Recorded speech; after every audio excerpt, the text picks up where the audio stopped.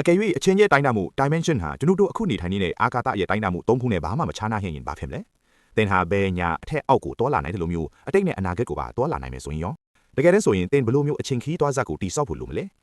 ဒါကတော့ Formula 12အစီအစဉ်ဖြစ်ပြီးသင်အချင်းခီးတွားနိုင်ခဲ့ရင်ဘာတွေဖြစ်လာမလဲဆိုတာကိုဖော်ပြပေးသွားမှာဖြစ်ပါတယ်ပြင်းစရာကောင်းတဲ့အစည်းအဝေးတစ်ခုကိုကြော်ဖြတ်ဖို့ဒါမှမဟုတ်ပြီးခဲ့တဲ့အပတ်ကစကားများခဲ့တုန်းကပိုကောင်းတဲ့စကားလုံးတွေနဲ့ပြန်ချေပတ်ဖို့အတွက်သင်အချင်းခီးတွားဇက်ထဲခုံယွင်းခြင်းစိတ်ဘယ်နှကြိမ်လောက်ဖြစ်ခဲ့ဖူးပါသလဲအချင်းခီးတွားခြင်းဆိုတာတိတ်ပံစိတ်ကူးရင်ရုပ်ရှင်တွေထဲမှာပဲဖြစ်နိုင်တဲ့စိတ်ကူးရင်တက်တက်လို့ထင်ရပါမယ်တကယ်တော့ကျွန်တော်တို့ဟာနေ့တိုင်းအချင်းထဲမှာခီးတွားနေကြတာပါ Albert Einstein ရဲ့ရှာဖွေတွေ့ရှိမှုအရအချင်းဆိုတာကိန်းတီးမဟုတ်ပဲအမြဲတမ်းရှေ့ကိုရွေ့လျားနေပြီးကျွန်တော်တို့လည်းအဲ့ဒီအချင်းနဲ့အတူရှေ့ကိုလိုက်ပါနေကြတာပါ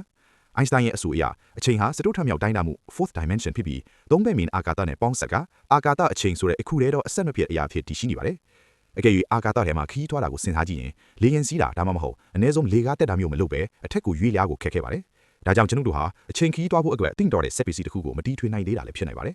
အချင်းခီးတွားဇက်ကိုဘယ်လိုတည်ဆောက်မလဲ theory အရအချင်းခီးတွားဇက်တည်ဆောက်နိုင်ပြီမဲ့၎င်းဟာရုပ်ရှင်တွေကလိုပုံစံမျိုးမဟုတ်ပါဘူးအချင်းခီးတွားခြင်းရဲ့လူရွှတ်ချက်ဟာထူးခြားဆန်းချန်တဲ့ date receipt တွေပေါ်မှာမူတည်နေတာမဟုတ်ပါဘူးသင်လို့အပ်တာကတော့အလင်းရဲ့အလင်းနီးမမြင်မြန်သွားနိုင်တဲ့အာကာသယာဉ်တစ်စင်းပါ Einstein ရဲ့နှိုင်းရာ theory အရကျွန်တော်တို့ဟာအာကာသထဲမှာမြင်မြန်ရွေလျားလေအချင်းဟာနှေးခွေးသွားလေဖြစ်ပါတယ်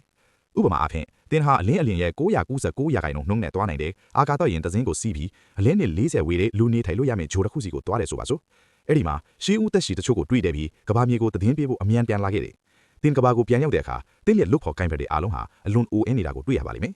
သင်အမြင်မှာတော့ခီးသွားချိန်2နှစ်ပဲကြာမြင့်ခဲ့ပြီမဲ့ကဘာပေါ်မှာလူတွေအတွက်တော့နှစ်ပေါင်း80ကြာသွားခဲ့ပါပြီဒီဖြစ်စဉ်ကိုအချိန်ဆွဲဆန့်ခြင်းလို့ခေါ်ပါတယ်ဒါပေမဲ့ဒါဟာသင်အတွက်တော့ဖြစ်လာဖို့မလွယ်သေးပါဘူးဘာကြောင့်လဲဆိုတော့အခုရှိတဲ့နည်းပညာနဲ့အလင်းအေလီယံနီးပါးသွားဖို့မဖြစ်နိုင်သေးလို့ပါကျွန်တော်တို့တိစောက်ခဲ့တဲ့များအထက်မှာအမြန်ဆုံးလူလိုက်ပါရင်ဖြစ်တဲ့ Apollo 10ဟာတစ်စက္ကန့်ကိုမီတာ11000နှုန်းပဲရှိပါတယ်အချိန်ခီးသွားဖို့လိုအပ်တဲ့အလင်းကတော့တစ်စက္ကန့်ကိုမီတာ299သန်းနီးပါးဖြစ်ပါတယ်ဒါအပြင်အဲ့ဒီလောက်မြန်တဲ့အရှိန်ကိုမှင့်တင်လိုက်ရင်ဖြစ်ပေါ်လာမယ့်ဘရင်ခွာခြင်းဟာအလင်းကိုမရောက်ခင်မှာပဲတင့်ကိုအစအနမချန်အဆွဲဖလဲပေးပါလိမ့်မယ် Worm holes တွေနဲ့အတိတ်ကိုခရီးသွားခြင်းဒါပေမဲ့ကျွန်တော်တို့မှာ worm holes တွေရှိသေးပါတယ်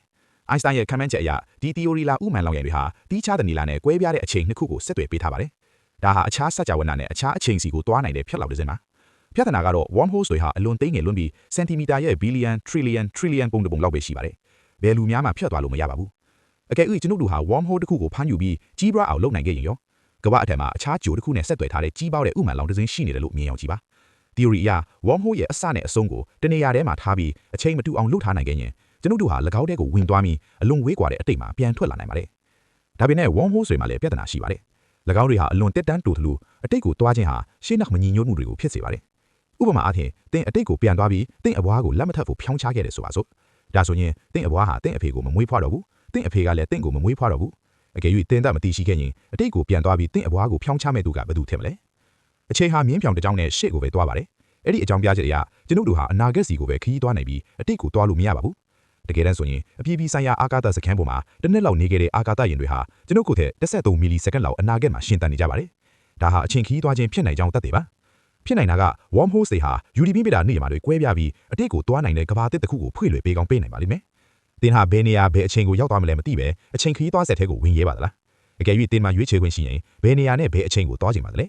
အဆုံးကြည့်ကြည့်ပေးလို့အရန်ကိုကျေးဇူးတင်ပါတယ်ခင်ဗျာ